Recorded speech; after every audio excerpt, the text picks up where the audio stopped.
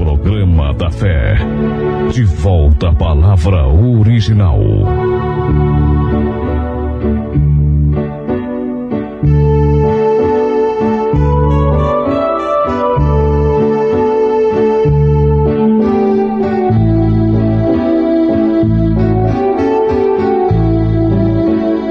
Ouvintes preciosos, nós temos aprendido que a primeira coisa que devemos valorizar, porque é a melhor coisa que aconteceu na nossa vida, é a nossa salvação.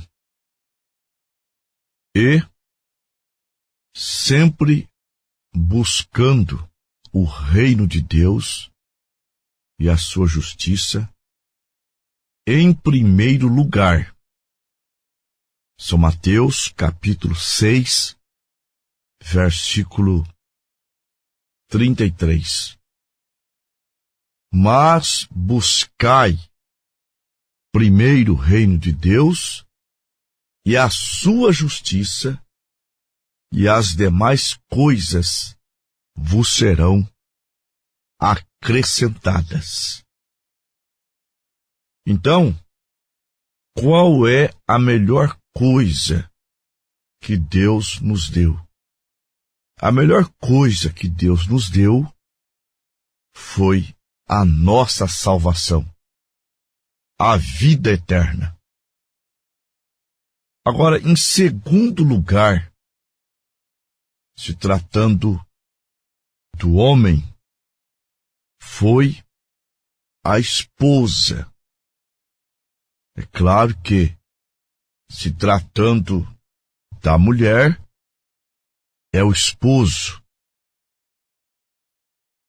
E quando se fala esposo, esposa, pensa-se em família, em um lugar, em uma casa, que o homem e a mulher casados vivem, moram, dormem, ficam juntos. E, à medida que os anos vão se passando, os filhos vão chegando. E casamento é uma parceria, é uma sociedade que cada um entra com a sua parcela, e essa parcela quem dá é Deus. Hoje o mundo se tornou feminista, e quando alguém fala em submissão da mulher, eles chamam de retrógrada, atrasado e até mesmo de machista. Mas a palavra de Deus coloca ambos em seus lugares. E não há um fardo maior para a mulher e um fardo menor para o homem.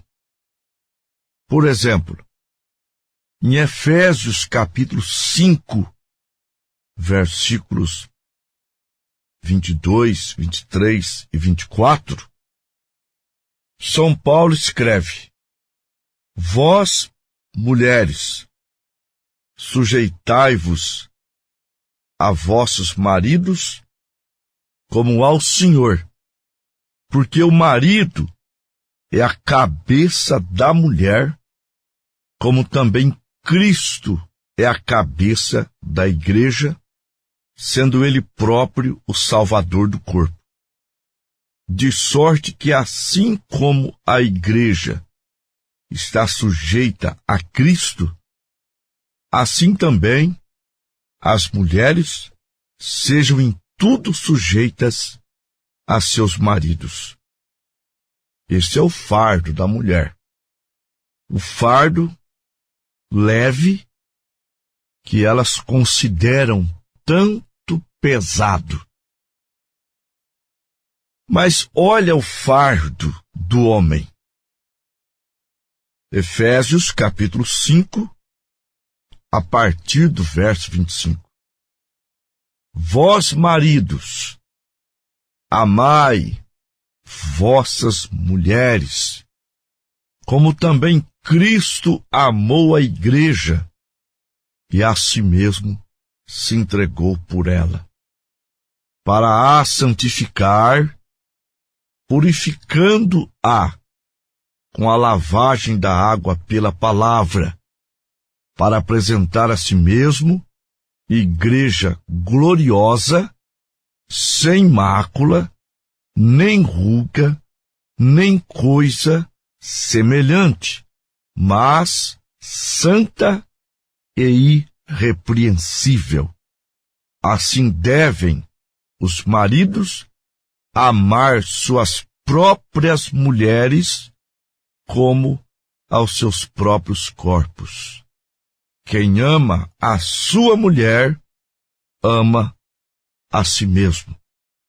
Porque nunca ninguém aborreceu a sua própria carne, antes a alimenta e a sustenta, como também o Senhor a igreja. Então eu vejo aqui aquela antiga balança de 2 pesos. O que eu vejo aqui é que uma mulher que tenha um marido segundo a palavra, ela ama o seu lugar segundo a palavra. O que fez com que a mulher saísse do seu lugar, o que eu não apoio, foi justamente por faltarem homens, esposos, conforme as Escrituras. E como se trata de casamento, aí vem aquela palavra: se eu não agir, pastor, a casa cai. Então eu tenho que sair do posto do meu dever, tomar as rédeas para conduzir o meu lar, porque o meu marido é um desnorteado. Agora, o duro é ver uma mulher cristã chamando seu esposo de desnorteado, sendo ele cristão, que ouve a mesma palavra, crê no mesmo Deus e ouve os mesmos sermões que a esposa ouve. Agora, casa não é lar. A casa pode ser uma mansão, mas ela pode não ser um lar. Apenas uma casa onde 2 moram. Agora, quando se fala em lar, fala-se de atmosfera, de ambiente.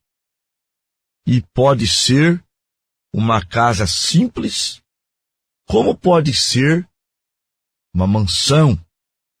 Vai depender do clima ali para ser efetivamente um lar. Há muitos casais que o marido tem um carro, a esposa tem um carro, e os 2 têm carros distintos porque não suportam andar juntos. As empregadas que são contratadas, elas já entram tendo que guardar segredo, porque o casal dorme em quartos e camas separadas. Agora, eu quero dar um conselho, e esse conselho nós vamos aprender, vejam bem, vamos aprender de um casal pervertido, está dentro das Escrituras.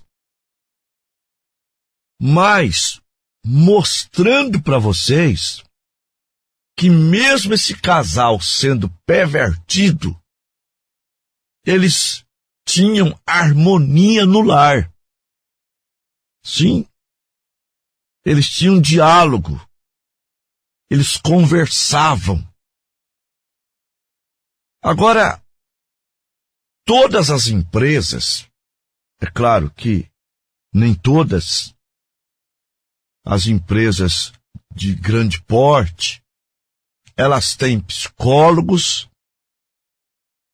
elas têm plano de saúde, elas têm até compensações que dá direito ao trabalhador ter férias, viagens e etc.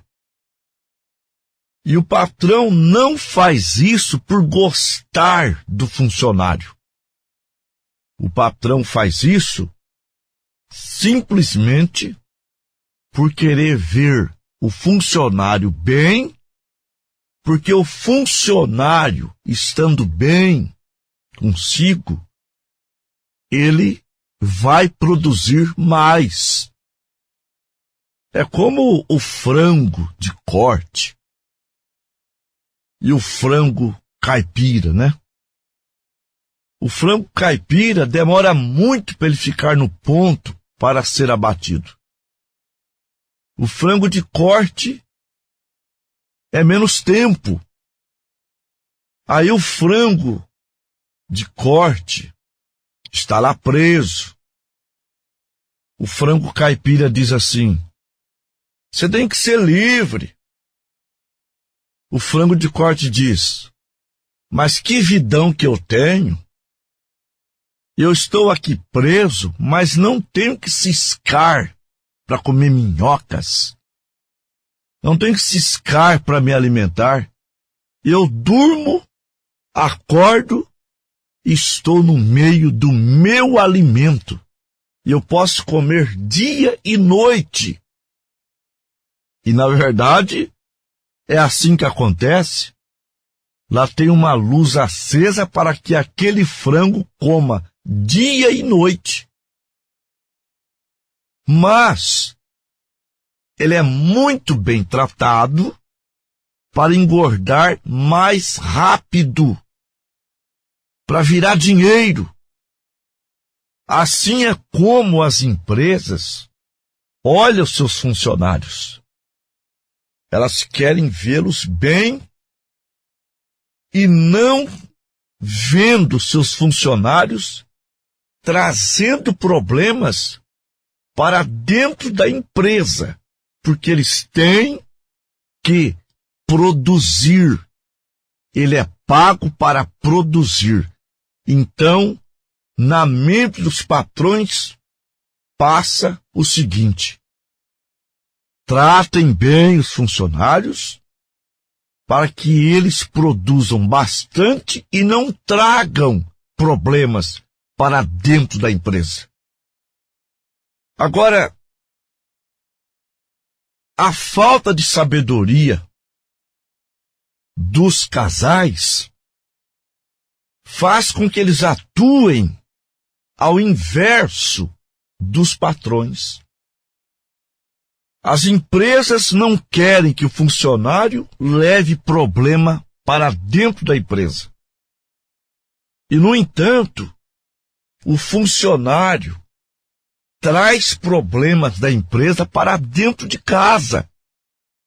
Se ele não produziu bem naquele dia, se ele discutiu com o chefe, se ele não atingiu a meta, alguns chegam em casa bravos, carrancudos, batendo a porta, dando coice, como se aquela família, as pessoas que mais amam ele na face da terra, tivesse culpa do que ele passou lá na empresa. E é uma falta também de inteligência. Por quê? Porque ele tem que fazer daquele lar da sua família, daquele lar, uma maneira da pressão que ele sofreu escapar, não chutando, não gritando, não escoiciando, mas vindo para um ambiente aconchegante. Se a atmosfera no trabalho foi pesada, então venha para uma atmosfera abençoada, suavizante, de alegria, só de pensar que ali está as pessoas que te amam de fato, que te querem bem, com saúde, com alegria, te amam de coração. Então, às vezes, falta um pouquinho de inteligência para agirmos. Agora você pode me perguntar, então, pastor, eu não posso trazer problemas do emprego para dentro da minha casa? Pode, com sabedoria. E aí entra o caso da mulher também. Provérbios capítulo 14 diz: a mulher sábia edifica a casa, mas a tola destrói com as suas mãos. Mulher, você não sabe o poder que você tem. Mas com sabedoria, você tem muito poder. Então, o exemplo que ele vai dar é dois personagens bíblicos mau caráter, mas os dois tinham diálogo dentro da sua casa. Jezabel e Acabe. Quando Acabe não conseguiu comprar a vinha de Nabote, ele chegou em sua casa, ele não chegou chutando, não chegou gritando, não chegou escoiciando. Não, ele chegou, você pode ler no primeiro livro dos Reis, capítulo 21, verso 4 até o 6. Então Acabe veio desgostoso, indignado à sua casa por causa da palavra que Nabote lhe falara, quando disse: não te darei a herança de meus pais, e deitou-se na cama, virou o rosto e não comeu pão. Agora, Jezabel, nesse ponto, foi sábia. Porém, vendo a ele Jezabel, sua mulher, lhe disse: que há que está tão desgostoso o teu espírito que não come pão? Mostrando que os dois, embora farinha do mesmo saco, pervertidos, eles tinham diálogo. Ela prestava atenção no esposo. Então, se o esposo chega gritando, ele provoca pressão, o ambiente sereno vira um ambiente de guerra.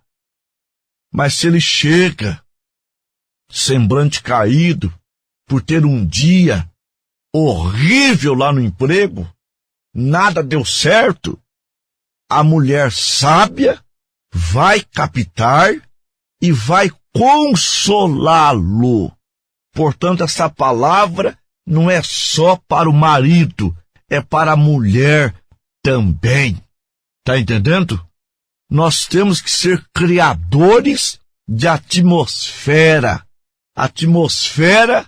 abençoada, não uma atmosfera de tempestade, de briga, de coice, de palavras ríspidas, mas uma atmosfera de diálogo, uma atmosfera onde Deus queira estar conosco. Aleluia! Nós vamos para a oração da fé.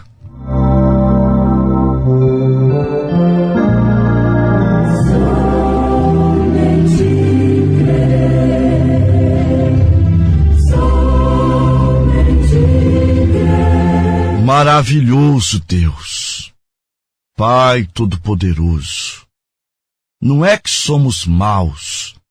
Às vezes, falta a mente trabalhar, procurar aprender, ter experiências, porque eu creio que o nosso desejo é de ter um lar abençoado, uma atmosfera de paz, de amor. Abençoe, Pai, os casais, as famílias, curando e libertando, Pai, em nome do Senhor Jesus. Amém.